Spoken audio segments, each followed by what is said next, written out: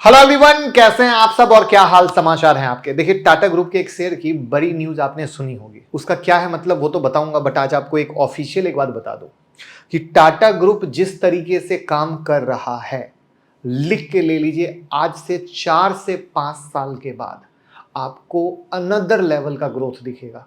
अब आप कहेंगे अनदर लेवल का, उसके तो कई सारे शेयर ओवर वैल्यू हैं। बिल्कुल ओवर वैल्यू है, बट वो काम उस चीज पर कर रहे हैं जो दुनिया बदल रही है। जिस तरीके से ग्रोथ हो रहा है इंडिया में, वो संभावनाओं में टाटा मोटर आपको आज से 5 साल के बाद दिखेगा। Save this line, save this video. तो खबर यह है कि टाटा मोटर्स ने अपने व्हीकल फाइनेंसिंग बिजनेस सेगमेंट को अलग करके टाटा कैपिटल के आईपीओ के साथ लाने का प्लान किया है। तो आपने सुना होगा कि चाहे वो पोर्टफोलियो हो या बिजनेस, जितना ज्यादा डाइवर्सिफाइड हो उतना ही सेफ होता है।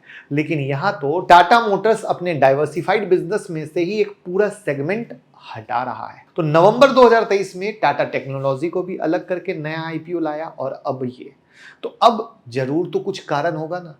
क्या है स्ट्रेटेजी? तो आज की वीडियो में हम यही बात करेंगे कि पूरा सिनारियो क्या है, ये स्पिन ऑफ जो हो रहा है किस तरीके से हो रहा है, टाटा मोटर के रेवेन्यू पर क्या असर पड़ेगा, क्योंकि फाइनल हमें यही तो जानना है। तो उसके लिए हम टेक्निकल का चार्ट भी देखेंगे और फंडामेंटल भी देखेंगे, और आपके लिए पीपीटी लेकर आए हैं डेटा सेट का कि भैया टाटा मोटर पर असर भी पड़ेगा कि नहीं पड़ेगा। और लास्ट में जानेंगे टाटा मोटर्स के धमाका रिजल्ट को। अब आपको लास्ट में क्यों, उसका एक रीजन है ना। तो चलिए शुरू करते हैं। तो पहली बार आए हैं तो चैनल को सब्सक्राइब कर लीजिए, और आज लाइव आकर एक पर एक शेयर कौन फ्री दे रहा है उसकी वीडियो बना दिए, तो लाइव सेक्शन में आपको वीडियो दिख जाएगी। लेकिन पहले मैं आपको एक चार्ट दिखाता हूं। मार्केट तो आपको पता ही है, निफ्टी में किस तरीके से गिरावट हुई है। तो निफ्टी, बैंक निफ्टी, और उसके बाद हम कहां चलेंगे, टाटा मोटर के चार्ट पर, जहां पर आज के लाइव सेशन में मैंने बहुत ही क्रिस्प क्लियर निफ्टी का चार्ट आपके साथ शो कर दिया है, जहां पर मैंने 21,900 के करीब का पहला सपोर्ट और 21,750 के करीब का दूसरा सपोर्ट लेवल आपको निफ्टी का बताया है। ठीक है, तो ये है पहली निफ्टी की कहानी, जहां पर उसी सपोर्ट लेवल के पास की कहानी है जहां पर ये रुकने की कोशिश में लगा हुआ है। ठीक है, तो ये पहला स्टेप है, और ये दूसरा 750 का। ऑलरेडी डे काउंट कैसे होता है, प्राइस एक्शन का जो सबसे यूनिक फॉर्मूला है कि कितने दिन में नीचे आया, कितने दिन में ऊपर गया, कितने दिन में नीचे आया, फिर कितने दिन में ऊपर गया, और फिर कितने दिन में नीचे आया। ये पूरी डे काउंट की स्टोरी आज के लाइव सेशन में बताया है, तो वहां पर नहीं जाऊंगा।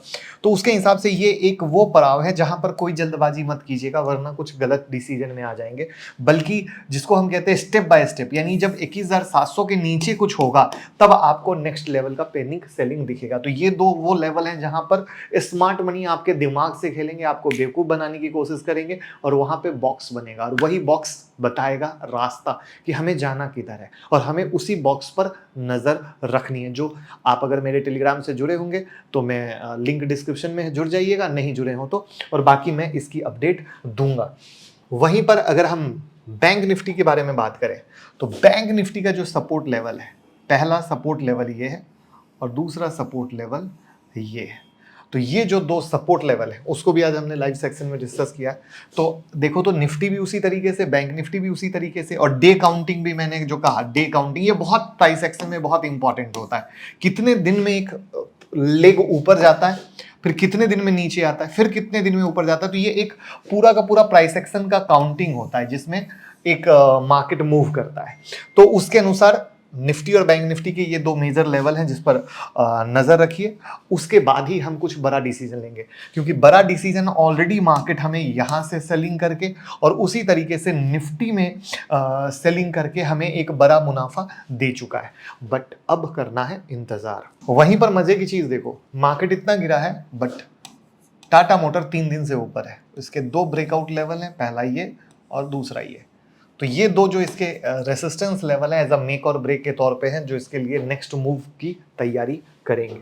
अगर इसी तरह का प्राइस एक्शन सीखना है, जहां पे स्मार्ट मनी कैसे बॉक्स बनाता है, कैसे आपको बेवकूफ बनाता है, और किस तरीके से बड़ा पैसा बनता है, किस तरीके से बिग लॉट में ट्रेड कर सकते हैं, जिसका कई बार प्रूफ मैंने लाइव सेशन में दिखाया, मेरे काम के प्रूफ को आप चेक कर सकते हो। तो 10 मई की क्लास जो आज से शुरू हो रही है, आप ज्वाइन कर सकते हैं। कॉल कीजिए 9708094321 पे, जहां पे इंट्राडे, स्विंग, पोजिशनल सब कुछ सीखने वाले हैं। तो टाटा ग्रुप तो पिछले कई महीनों से फोकस में, जो वीडियो की शुरुआत में ही बताया था। तो पहले TPEML जो कि टाटा मोटर के अंडर है, उसको अलग करने की बात की गई। तो कभी टाटा सन्स के IPO की बात की गई, तो कभी टाटा मोटर्स और टाटा मोटर DVR के मर्जर की बात की गई। इससे ये क्लियर है कि टाटा ग्रुप में मेजर चेंज की तैयारी शुरू हो चुकी है। तो अभी टाटा मोटर ने ये डिसाइड किया है कि वो अपने व्हीकल फाइनेंसिंग बिजनेस, जो टाटा मोटर फाइनेंस लिमिटेड के नाम से चलता है, उसको स्पिन ऑफ कर रहे हैं और उसको मर्ज करेंगे टाटा कैपिटल के आने वाले IPO में। तो टाटा कैपिटल के IPO को हम पहले कवर कर चुके हैं। आप प्लीज, रिक्वेस्ट है कि जब आप ऐसे स्क्रॉल करेंगे वीडियो पे जाके, तो आपको सारी वीडियो दिख जाएगी।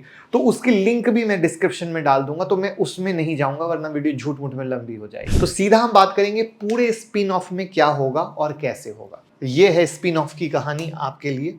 Tata motor finance limited spin off के बाद अब टाटा कैपिटल से मर्ज हो जाएगा। यह है पहला मास्टर स्ट्रोक। और कंपनी का पूरा रेवेन्यू और बैलेंस शीट अब कहां चला जाएगा? जब टाटा कैपिटल से मर्ज होगा तो टाटा कैपिटल के अंदर आएगा, यानी टाटा मोटर से हट के टाटा कैपिटल में आएगा। तो ये एक शेयर स्वैप एग्रीमेंट होगा, जिसमें टाटा सन्स टाटा मोटर्स को कुछ शेयर देगी टाटा कैपिटल के।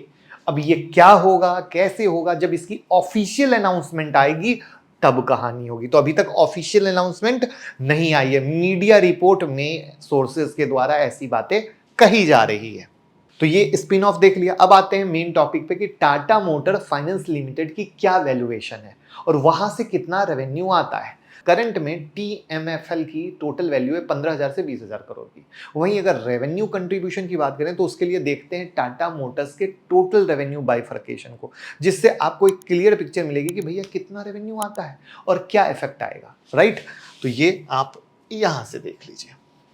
तो यहां पर ये क्या है, ये है व्हीकल फाइनेंसिंग, यही है ना वो सेगमेंट। बाकी के बारे में तो बात क्या करेंगे, बाकी तो आपको पता है। यही तो हट रहा है ना। ये कितना है? सिर्फ 2% का, बराबर है। तो इसका अर्थ क्या हुआ? सिर्फ 2% हट रहा है, यानी टाटा मोटर पर कोई असर नहीं होने वाला है। मतलब तुम जाओ भैया, फ्री करो, हमें फ्री करो, हम फुल धंधा करें, खाली पैसेंजर व्हीकल, कमर्शियल व्हीकल। मतलब पूरा फोकस है टाटा मोटर को अनदर लेवल पे लेके जाने का। आप ये जान लो, लिख लो।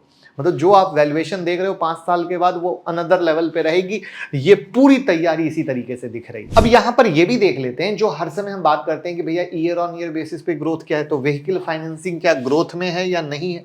तो यहां पे पाओगे JLR का जो ग्रोथ है 3.4% का है, और जो इनका कमर्शियल व्हीकल है उसका 0.4% का, प्राइवेट व्हीकल का 0.0 है, लेकिन अदर्स भी क्या है 0.1 है। मतलब यहां से कुछ खास वाली कहानी बिल्कुल नहीं है। तो अब क्या करते हैं, टाटा मोटर्स को पीयर के साथ कंपेयर कर लेते हैं, जिसे कहाँ पे स्टैंड कर रहा है आज के डेट में, हम वो देखने की कोशिश करते हैं। तो उसके लिए हम आते हैं स्क्रीनर पर। वहाँ पे एक प्यारी सी चीज़ आपको बता देते हैं, इंडस्ट्री पी है 30.9 और स्टॉक पी है 19.1। ये कभी मत भूलिएगा, ठीक है, यानी कहीं ना कहीं अंडर वैल्यू है। वहीं पर अगर आप यहाँ पे जब आते हो पीयर में, ओपीएम परसेंटेज में अगर आप देखोगे तो अशोक लेलैंड का ओपीएम परसेंटेज अच्छा है, और उसके बाद ओलेक्ट्रा का अच्छा है। तो यानी ये नंबर 1 हो गया, ये नंबर 2 हो गया, और नंबर 3 पर कौन खड़ा है? हमारा टाटा मोटर्स। वैसे ही एनपीएम परसेंटेज पे भी देखोगे तो भैया यहाँ पर ये डेफिनेटली पुअर है, बट ओपीएम परसेंटेज इनका काफी अच्छा है। लेकिन आरओसी आरओई देखोगे तो वहां पर भी आप दूसरों के कंपैरिजन में पुअर पाओगे। लेकिन क्वार्टर सेल ग्रोथ देखोगे तब आप कहोगे कि भैया क्वार्टर सेल ग्रोथ का तो ग्राफ बहुत जबरदस्त है। ये फोकस रखिएगा, वहां पे फोर्स मोटर भी अच्छा है, बट ये जो हम टाटा मोटर्स की बात कर रहे हैं उसको नजर में रखिएगा, ठीक है।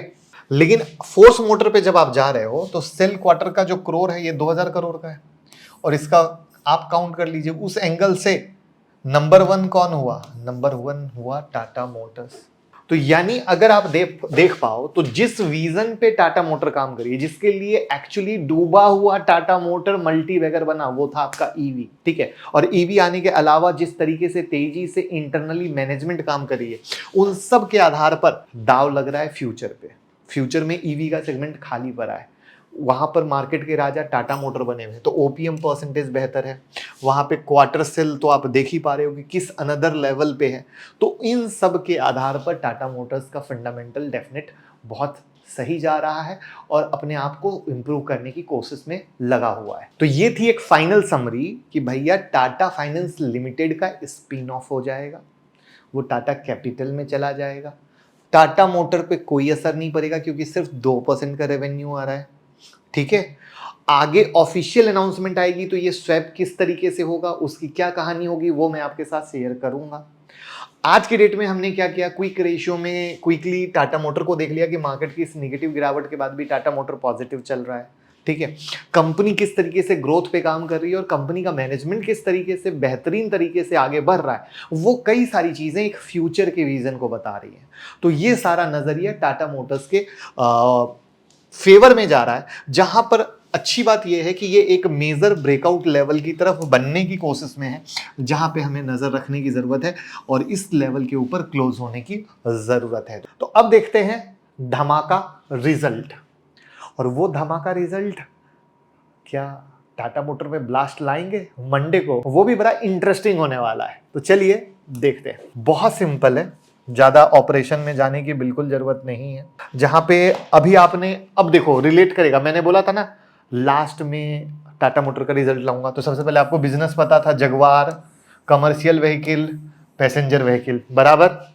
तो अब रिलेट कर पा रहे हैं। पहली बात, ये पूरा फाइनेंशियल ईयर का और ये क्वार्टर का, Q4 का। ठीक है, अब देसी भाषा में आ जाइए कि जो रेवेन्यू है उसमें 13.3% का ग्रोथ है।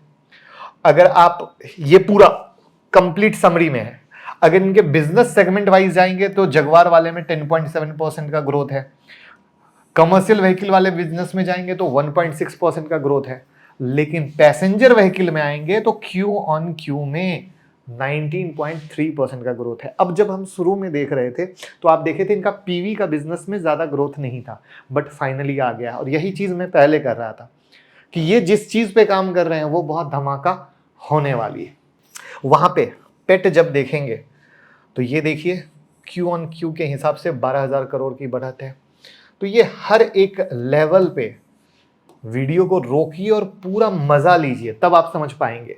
वहीं पर अगर ईयर ऑन ईयर का ग्रोथ देखते हैं तो रेवेन्यू में 26.6% का है, जगवार का 27.1% का है, अगर कमर्शियल व्हीकल में जाएंगे तो 11.3% का है, और पैसेंजर व्हीकल में जाएंगे तो 9.4% का। यानी इसको 9.4 लाने में इस क्वार्टर का बहुत बड़ा योगदान है, तभी ये 9.4 आया, क्योंकि पहले वाले में कम था, भूलिएगा मत।